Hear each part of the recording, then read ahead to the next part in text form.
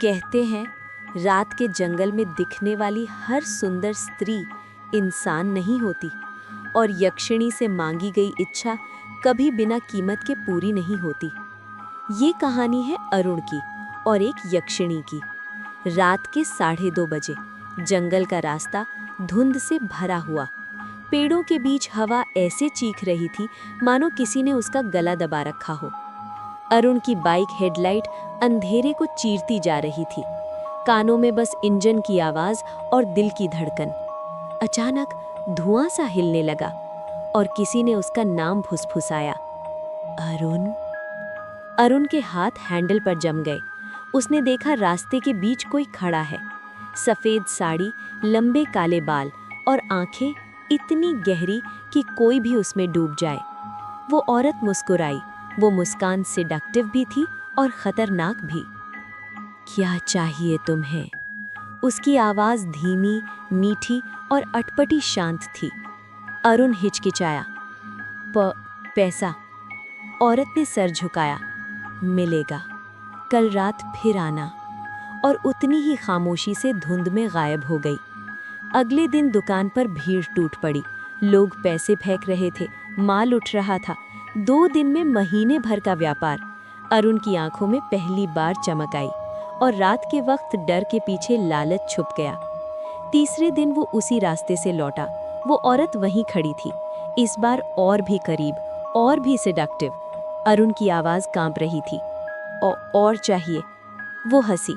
मिल जाएगा, लेकिन तीसरी बार कीमत चुकानी पड़ेगी।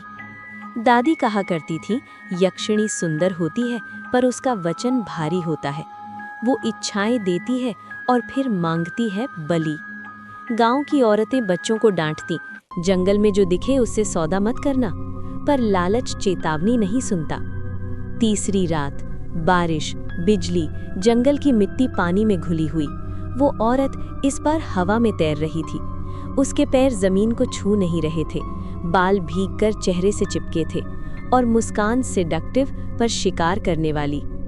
अरुण ने कांपते हुए कहा, अब पूरा चाहिए।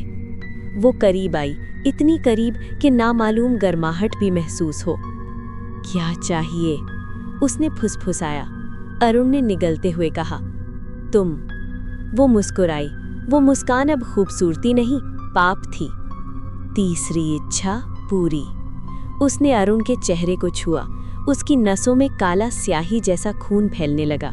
त्वचा पीली, आंखें लाल और सांस रुकती हुई। अब तेरी सृष्टि मेरी होगी। उसकी आवाज मीठी भी थी और मौत भी। अगली सुबह जंगल में बाइक मिली, हेलमेट टूटा हुआ, कीचड़ में बस निशान।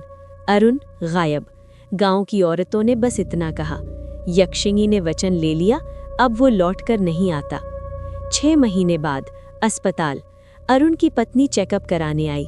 डॉक्टर ने अचानक आंखें स्क्रीन पर गड़ा दी। कमरा कुछ सेकंड के लिए जम गया। अल्ट्रासाउंड स्क्रीन पर बच्चा उल्टा था और मुस्कुरा रहा था। डॉक्टर ने बस इतना कहा, उसकी आंखें इंसानों जैसी नहीं हैं। औरत ने स्क्रीन देखा। बच्चे की आंखें पीली थीं और मुस्कान सेडक्टिव भी और शैतानी भी। वचन पूरा हो चुका था।